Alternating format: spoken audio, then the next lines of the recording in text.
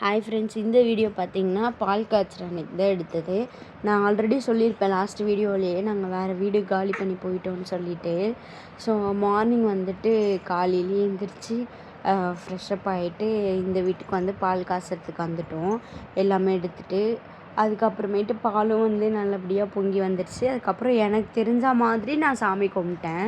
யாருமே கிடையாது, நான், என் ஹஸ்பண்ட், என் அம்மா, எங்கள் அண்ணன் வந்திருந்தார். அதுவும் வந்து அவங்க ஒரு 6 o'clock போல் தான் வந்திருந்தாங்க.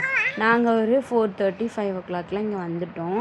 வந்துட்டு கொஞ்சம் வீடெலாம் பெருக்கி வாசலில் வந்து கோலம்லாம் போட்டுட்டு மஞ்சள் குங்குமம்லாம் விளக்குக்கெலாம் வச்சு எல்லாம் பண்ணிவிட்டு அதுக்கப்புறமேட்டு தான் பாலே காய்ச்சினோம்.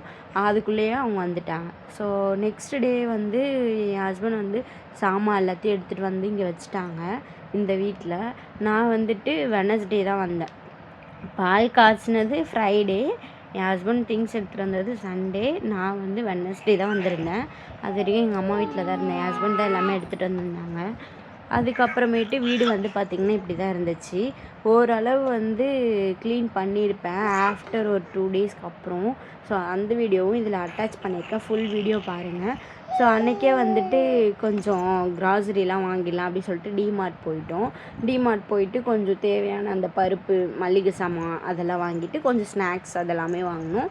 அப்போது வாங்கிட்டு என் பொண்ணை வந்து அந்த வண்டியில் உட்கார வச்சுருந்தேன். ரொம்ப அழகாக இருந்தாங்க மேடம். ஸோ அவங்களையும் வந்துட்டு வீடியோ எடுத்துகிட்டு இருந்தேன். அதுக்கப்புறமேட்டு இதுதான் நாங்கள் வாங்கின திங்ஸு, ஓரளவு வாங்கியிருக்கோம். அதுக்கப்புறமேட்டு சரி அப்பப்போ வாங்க முடியாது அப்படி சொல்லிட்டு தேவையான பொருள் மட்டும் கொஞ்சம் நிறைய வாங்கிட்டோம்.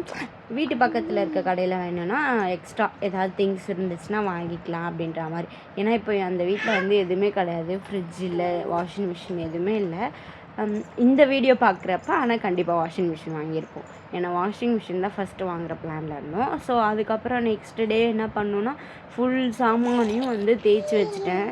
இது வந்து ஒரு 1.5 வருஷமாக வந்துட்டு ஒரு மாதிரி பூட்டியே வச்சுருந்தது கவரில் போட்டு. ஸோ குட்டி குட்டி சாமான்லாம் மட்டும் எடுத்து எல்லாமே வாஷ் பண்ணி வச்சுட்டேன். பெரிய சாமானும் ஆக்சுவலாக எடுத்து வாஷ் பண்ணி தான் வச்சுருந்தேன். பட் அது வீடியோ எடுக்க முடியல. ஓரளவு தேவையான திங்ஸ் மட்டும் எடுத்துகிட்டு பேலன்ஸ் வந்து மேலேயே போட்டாச்சு. அதுக்கப்புறமேட்டு இதுதான் நெக்ஸ்ட் டே ஒரு 2 டேஸ்க்கு அப்புறம் நாங்கள் வந்து நீட்டாக வீட்டை அரேஞ்ச் பண்ணியிருந்தோம். இப்போவுமே மெஸ்ஸியாக தான் இருக்க மாதிரி இருக்குது இந்த வீடியோவில். பட் இப்போது இந்த வீடியோலாம் நான் டவுன்லோட் பண்ணி போடுறப்போ வந்து வீடு ரொம்ப க்ளீனாக நீட்டாக இருக்கும். ஸோ இந்த வீடியோ பிடிச்சிருந்துச்சுன்னா மறக்காமல் லைக் பண்ணி, ஷேர் பண்ணி, சப்ஸ்கிரைப் பண்ணி